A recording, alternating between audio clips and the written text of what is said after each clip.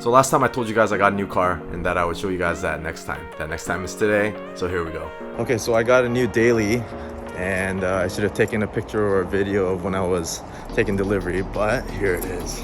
Okay, so here it is, 2021 Acura Rdx A-Spec.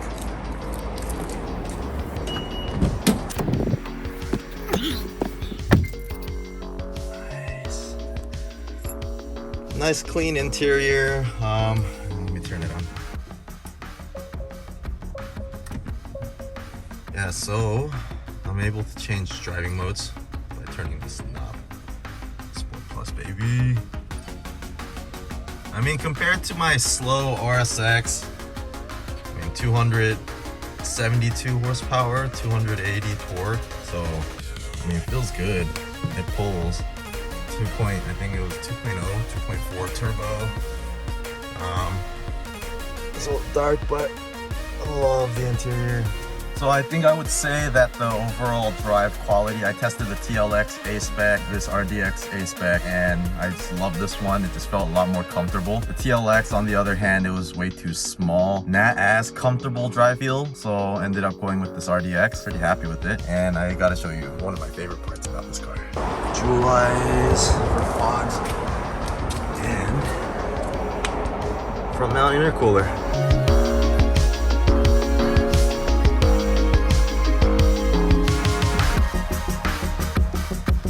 Are you ready? What's happened? So today's an exciting day for a couple reasons. One being, I showed you guys I got a new car. Two, we're at episode 10. I just wanted to thank you guys for sticking around, or even if you're just joining, welcome. There's a lot of people out there, you know, they have YouTube or they make videos. They have way more than 10 videos. But for me, 10 videos, 10 episodes, that's a milestone. And to be honest with you, it's been a long time coming. When I first started off doing this whole YouTube thing, I had maybe like 10 subscribers, and I'm very grateful for those of you that have been here since day one. To this day, I'm almost at 500, which to some people that's not a lot, but to me, I'm very grateful. Thank you guys for making this happen.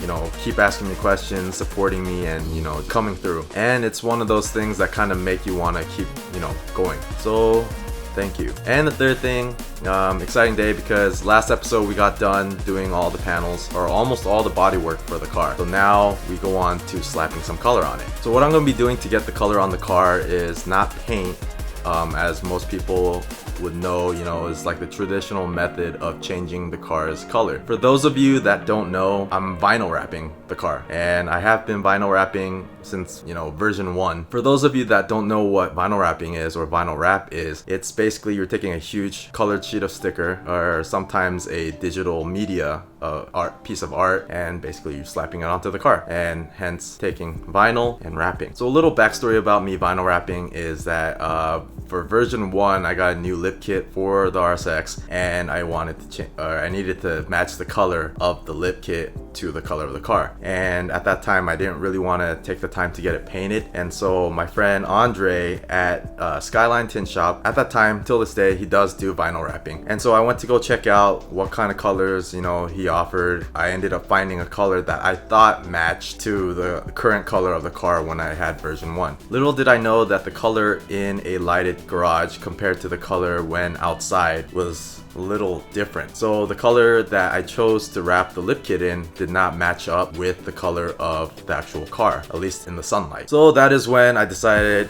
you know, F it, and I am going to vinyl wrap the whole car in that color. And that's basically where it began for me. Just the whole vinyl wrapping thing is, you know, I vinyl wrapped version 1, and then came about version 2, in which version 2 I kept the same color as version 1, and then so on after that. Whenever I changed versions, version 3. For version 3, I changed it from a gloss anthracite to a gloss metallic black, and then came version 4, I changed it to a gold sparkle gloss white, and then came version 4.2, which basically was a gloss black with a whole bunch of sparkles on it called Galaxy Black. And the sparkles, they were like just a whole bunch of different colors, and it was just a gorgeous color. Till this day I miss that color. So basically my personality is that like I like to try to do things myself. At least try it for the first time. If it doesn't work out, then you know it doesn't work out, but you know at least give it a try until it doesn't work out. And vinyl wrapping was just one of those things, along with just doing car parts and stuff.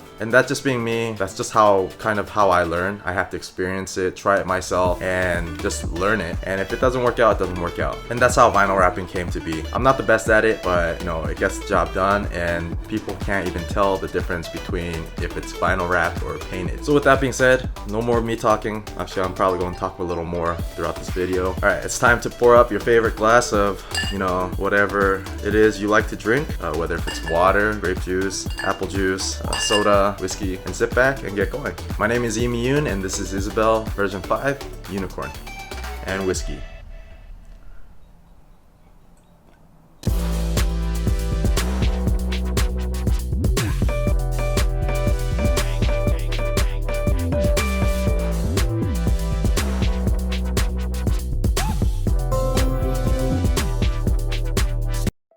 So before any kind of vinyl work, I like to pre-measure out all the parts and lay it out onto a 2D CAD software, so I know exactly how much vinyl I need to order, so I don't order too less or too much. But at the same time, having some excess vinyl is good.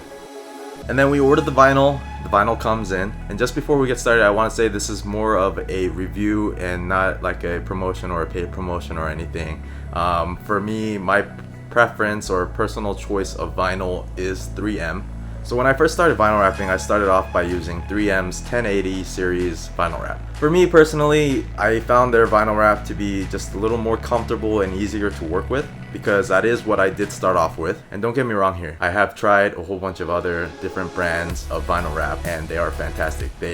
Some of them are even easier to work with, some of them might be a little bit more challenging, and there are a lot of brands that do offer a lot more spectacular colors. But for me, my choice was just to stick with 3M's 1080 and now 2080's line. Our color comes in just like version 4.2. We have our Galaxy Black, and like I said, it's just a spectacular color. It's amazing. I love this color. And after having wrapped version 5 in the color that I did, I kind of miss the Galaxy Black. But we are going to use the Galaxy Black for the roof. And the nice thing about this new line that 3M came out with, the 2080 series, is that this one comes with this really thin film, so that when you're using a squeegee over the vinyl, it doesn't scratch the actual vinyl. And then we have the main color, which is going to be 3M's 2080 series Gloss Ghost Flip Pearl. I believe that's what it's called. And this one is basically, if you see it in the sunlight, it's a holographic white. It's really nice. So some of the tools we're going to be needing for the wrapping is going to be a razor blade, which is really essential tool because you will have to do a lot of cutting. We're going to need a sharp squeegee, and that one we're going to use for tight corners, and especially since we are going to be tucking in our vinyl a lot, that one's going to be able to get into those corners really nicely. And then we have our felt padded squeegees. We have one that is a plastic squeegee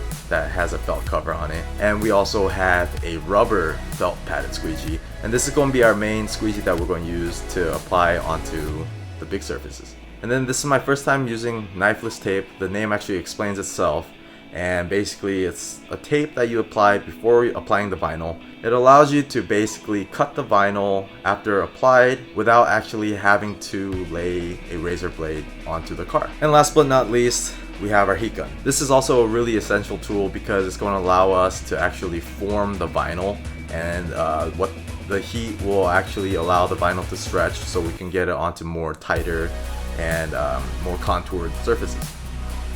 So once we have all the vinyl measured out and laid out on the computer and the vinyl comes in, once the vinyl comes in, we are going to cut it out to the sizes accordingly so it can be ready when we wrap each panel individually.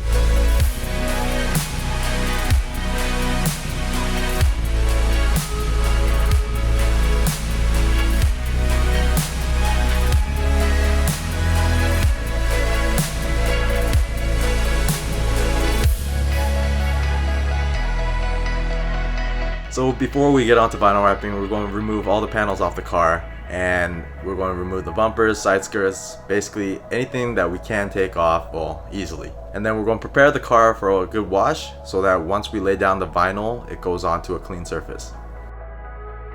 So a quick note when it comes to vinyl wrapping, there are a lot of shops or garages that when they do vinyl wrapping, they do not remove any panels at all. They will just lay vinyl wrap onto the car as is, all clean, but as is. As to where some shops will actually take apart the whole car, all the panels, and wrap each part individually, tucking all the vinyl in so that it doesn't peel off. And that is actually the difference between getting a vinyl wrap job done for $2,000 compared to $8,000. So when I vinyl wrap, I always start with the biggest piece, and in this case being the quarter panel to the A-pillar. And now that I have a new car, since I used to daily this car, I wrap and I assemble as I go. Quarter panel being the very first piece because that is the main piece and all the other parts have to go on to the quarter panel and so forth. Ever since I first started wrapping, I've always wrapped by myself, and to be honest with you, vinyl wrapping is a 2 to maybe 3 person job. It makes the job a lot easier. But because I do have the stubbornness of trying to do everything by myself, instead I use magnets and masking tape to hold down the vinyl. And then once all the vinyl is positioned, I remove half of the backing of the vinyl and start applying from the inside outward. And as I go, since everything is taken apart, we're going to start tucking in all the vinyl into all the corners and whatnot so the vinyl does not peel, or at least peel off easily. And from here, we continue wrapping everything else and assemble the car as we go.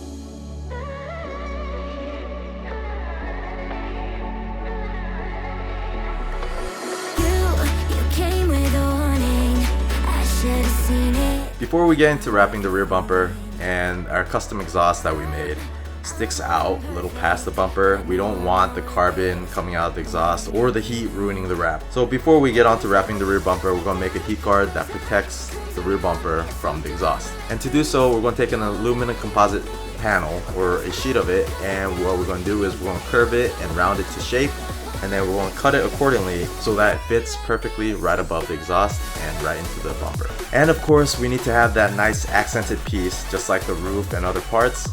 So we're going to wrap this in Galaxy Black.